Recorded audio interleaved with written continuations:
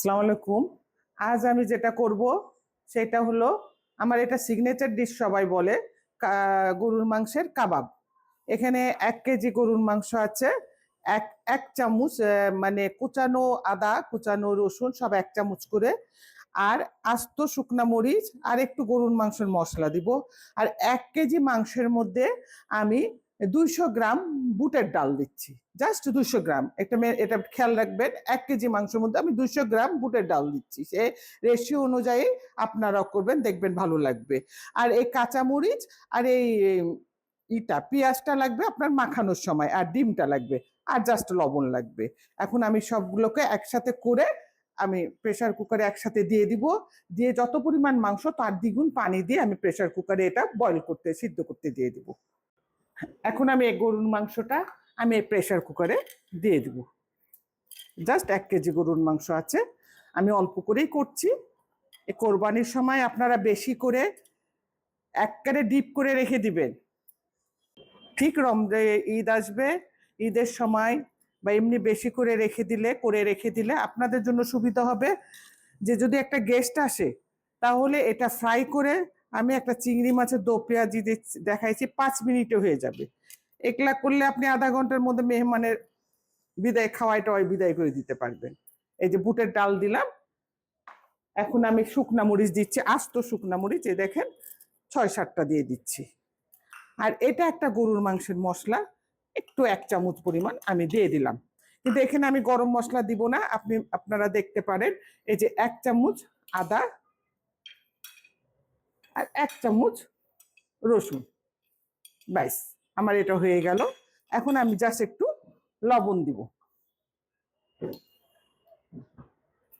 একটু লবণ দিব। এটা আমার জাস্ট হয়ে গেল।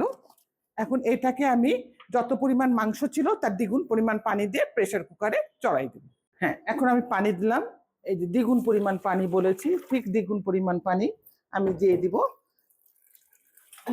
প্রেসার কুকারের ঢাকনাটা এখন আমি এটা করে দেবো, একটু নেড়ে দিই। নেড়ে না দিলে আবার নিচে লেগে যেতে পারে।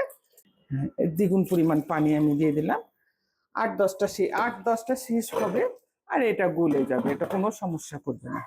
হয়ে গেল। এখন আমি চুলাটা অন করলাম।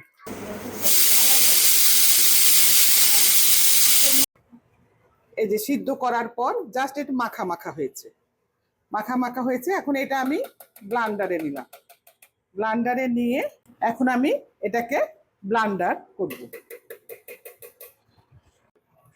ব্লান্ডার হয়ে গেছে আমার। এটা টেকনিক হলো, এটা আমি জাস্ট মাংসের আশে ছাড়াই নিয়েছি, বেশি মেহিন করিনি। ময়দার মতন বেশি যদি মেহিন করেন তাহলে আমার সেই রেসিপিটা আসবে না। সেজন্য জাস্ট মাংসের আশে ছড়ে গেছে, মানে একটু আস্তে আস্তেই আছে, ছাড়াই নিয়েছি জাস্ট মাংসটা। এখন এর মধ্যে আমি দিয়ে দেবো পেঁয়াজ, 2-3 চামচ পেঁয়াজ দিয়ে দিলাম। ইচ্ছা মতন আপনি কাঁচামরিচ দিবেন সুন্দর করে, আর দিবেন একটা ডিম। যেহেতু অল্প মাংস সেজন্য আমি একটা ডিম দিলাম। এখন এটাকে আমি মাখাবো সুন্দর করে।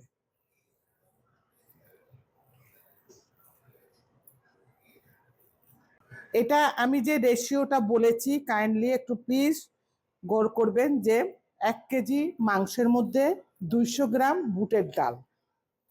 এটা একটা টেকনিক, কোনো গরম মশলা দিবেন না। আর সেকেন্ড টেকনিক হলো সেটা হলো মাংসটা পুরা মেহিন করবেন না, জাস্ট আশে খুলে যাবে। এই রেসিপিটা আমার সবার কাছে খুব প্রিয়, সবাই আমার কাছে রেসিপি চাই। আজকে আমি সবাইকে দেখাই দিলাম।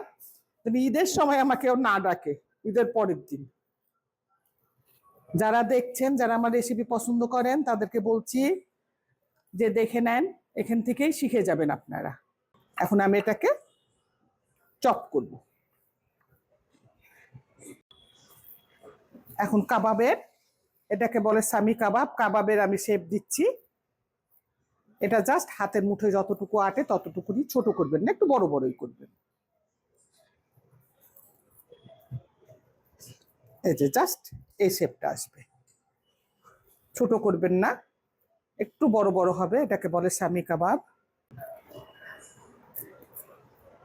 কতগুলা মানুষের স্মৃতি থেকে যায়।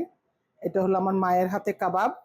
কোনো গরম মশলা নেই, কিচ্ছু নাই। আপনারা দেখলেন আমার রেসিপিটা, ট্রাই করেন, ট্রাই করলে বুঝবেন আমার রান্নাটা কেমন। এভাবে আমি সবগুলো এখন বানাই ফেলব। এই যে আমার 16-17টা কাবাব হয়েছে 1 কেজি মাংসে।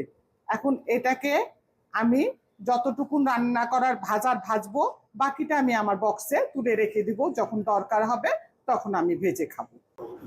এখন আমি তেল দিয়ে দিয়েছি, তেল দেওয়ার পর তেলটা গরম হয়ে আসছে, আসার পর এখন আমি কাবাবগুলা দিয়ে দিব যে কয়টার মধ্যে আটে।